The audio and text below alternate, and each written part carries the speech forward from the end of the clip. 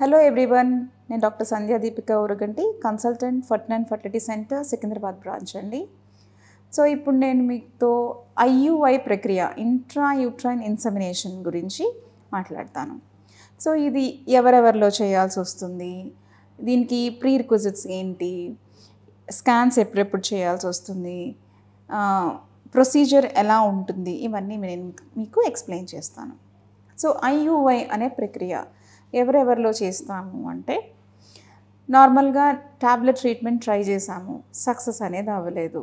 So next step అనేది IUI చేస్తాము. అది కాకుండా మగవాళ్ళలో 7 పారామీటర్స్లో మైల్డ్ మేల్ ఫ్యాక్టర్ ఇన్ఫర్టిలిటీ, అంటే కొంచెం మోటిలిటీ తక్కువ ఉండడము, కొంచెం కౌంట్ తక్కువ ఉండడము, ఇలాంటి వాళ్ళల్లో కూడా ఐయుఐ అనేది చేస్తాము. నెక్స్ట్ ఏంటి అంటే, ఎండోమెట్రియోసిస్ అనే ప్రాబ్లం ఉంటుంది అండి. అందులో గ్రేడ్ 1, గ్రేడ్ 2 ఎండోమెట్రియోసిస్లో కూడా ఐయుఐ అనే పద్ధతి ట్రై చేస్తాము. సో ఐయుఐ చేయడానికి ఏం ప్రీ రిక్విజిట్స్ ఉండాలి? సో ఫస్ట్ థింగ్, ఐయుఐ చేయడానికి యూజువల్లీ యంగ్ పేషెంట్స్లో ఐయుఐ చేస్తాం. అంటే 35 కంటే తక్కువ వాళ్ళల్లో ఐయుఐ ప్రిఫర్ చేస్తాం as a treatment of the infertility.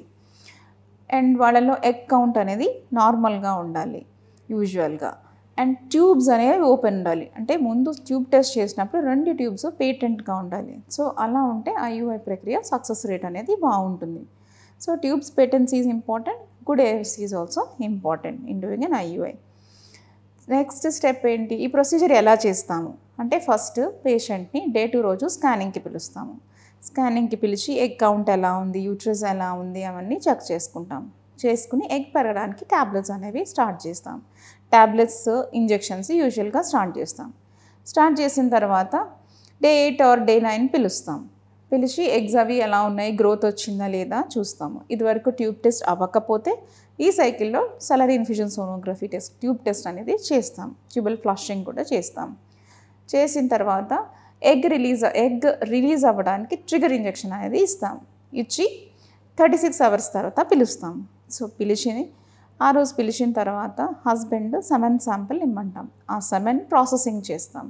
రకరకాల ప్రాసెసింగ్ మెథడ్స్ ఉంటాయి. డబుల్ డెన్సిటీ గ్రేడియంట్ అని, మైక్రోఫ్లూయిడిక్స్ అని, ఇలాంటి అడ్వాన్స్ టెక్నిక్స్ కూడా వాడతాము సెమెన్ ప్రాసెసింగ్లో. సో అవి అలా చేస్తే సక్సెస్ రేట్స్ అనేవి ఇంప్రూవ్ అవుతాయి.